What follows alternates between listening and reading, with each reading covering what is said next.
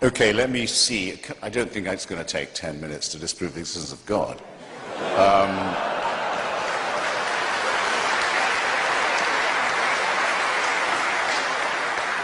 The atheist proposition is the following. Most of the time, it may not be said that there is no God. It may be said that there is no reason to think that there is one. That was the situation after Lucretius and Democritus and the original anti-theistic thinkers began their critique of religion. And I would just ask you all, ladies and gentlemen, to bear in mind a mild distinction while we go on. You may wish to be a deist, as my heroes Thomas Jefferson and Thomas Paine were, and you may not wish to abandon the idea that there must be some sort of first or proximate cause or prime mover of the known and observable world and universe.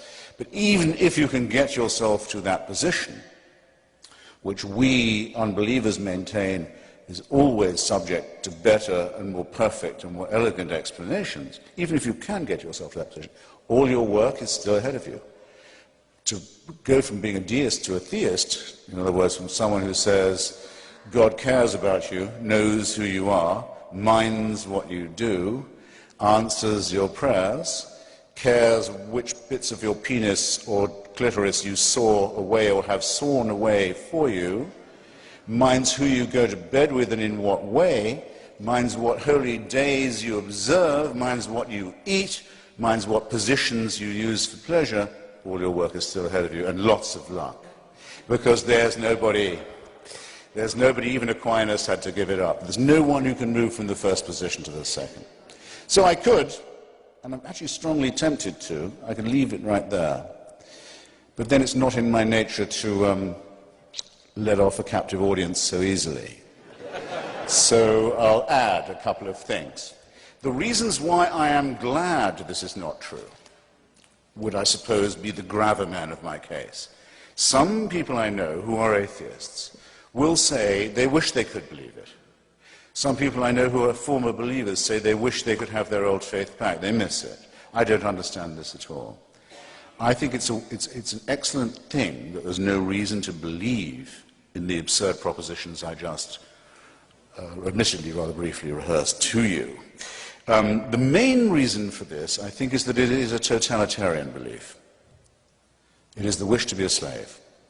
It is the desire that there be an unalterable, unchallengeable, tyrannical authority who can convict you of thought crime while you are asleep, who can subject you, who must indeed subject you, to a total surveillance around the clock, every waking and sleeping minute of your life, I say of your life, before you're born, and, even worse, and where the real fun begins, after you're dead. A celestial North Korea. Who wants this to be true? Who but a slave desires such a ghastly fate? I've been to North Korea. It has a dead man as its president. Kim Jong-il is only head of the party and head of the army. He's not head of the government of the state. That office belongs to his deceased father, Kim Il-sung. It's a necrocracy, a thanatocracy. It's one short of a trinity, I might add. The son is the reincarnation of the father. It is the most revolting and utter and absolute and heartless tyranny the human species has ever evolved. But at least you can fucking die and leave North Korea.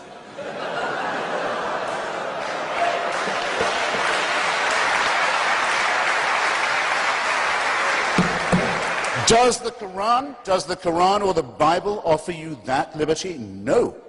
No. The tyranny, the misery, the utter ownership of your entire personality, the smashing of your individuality only begins at the point of death. This is evil. This is a wicked preachment. So, that's the first thing.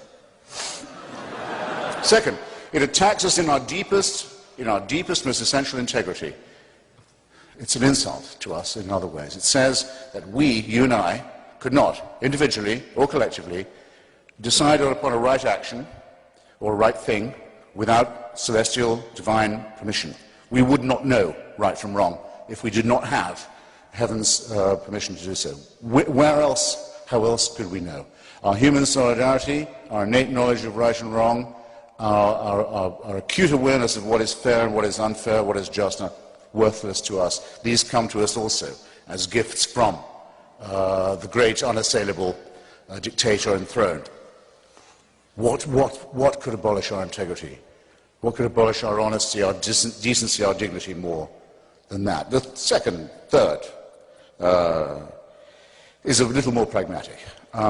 Religion is our first, that's why I'm so fascinated with it, it's our first version of the truth. It's our first attempt as a species. It's what we tried when we didn't know anything. We didn't know we lived on a spherical planet. We didn't know that our planet revolved around the sun. We didn't know that there were microorganisms that explained disease.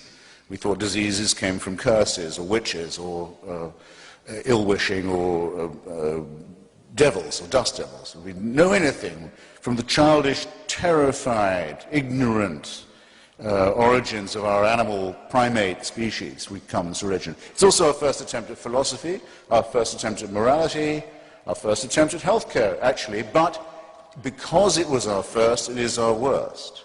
We now have better explanations for all these dreads, and we have cleared up all of these mysteries, yet we still dwell.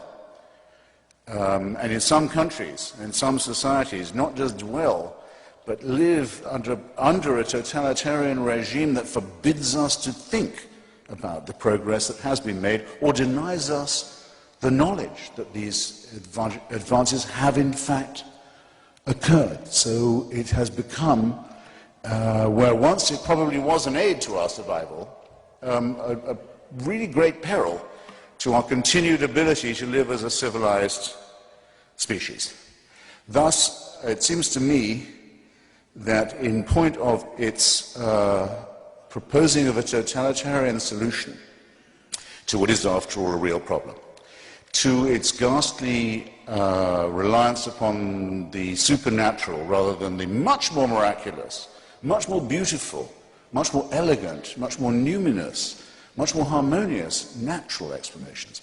Think how much lovelier Einstein and Darwin are. Think how much more elegant and persuasive they are than the idea of the burning bush, or the demand that without circumcision there can be no redemption. Just picture it. And then I'll give you one final thought experiment. This is what you have to believe now, if you're a monotheist. Because we now know things we didn't used to know. We know that the human species could be as much as 200,000 years ago. It becomes separate from the Cro-Magnons and the rival pre-human species. Could be as little as 100. Richard Dawkins thinks 200,000. Francis Collins, who did the Human Genome Project, who's, by the way, C.S. Lewis kind of Christian, thinks 100,000. All right, I'll take 100. I'll take 100. Here's what you have to believe. For 100,000 years, humans are born as a primate species. Expectation of life, what, 25 years for the first few 100,000 years? First few tens of thousands of years. Infant mortality, rife. Microorganism disease, terrifying. Earthquakes, volcanoes, extraordinary. And fights over land, over territory, over food, over women, over tribalism. Frightening too. For 95, 96,000 years, heaven watches this. With folded arms, with indifference, with coldness. And then around 3,000 to 4,000 years ago, but only in really barbaric, illiterate parts of the Middle East. Not in China or where people can read or think or do science. No. In barbaric, illiterate, backward parts of the Middle East, it's decided we can't let this go on, we better intervene. And what better way than by human sacrifices and plagues and mass murder? And if that doesn't make them behave morally, we just don't know what does. If there is a single person in this room who can bring themselves to believe anything remotely like that, they convict themselves of being, first, very stupid, and second, very immoral. And thus it seems to me that the case for divine intervention and for the supernatural falls, and that we should be glad that it's fallen. And thank you.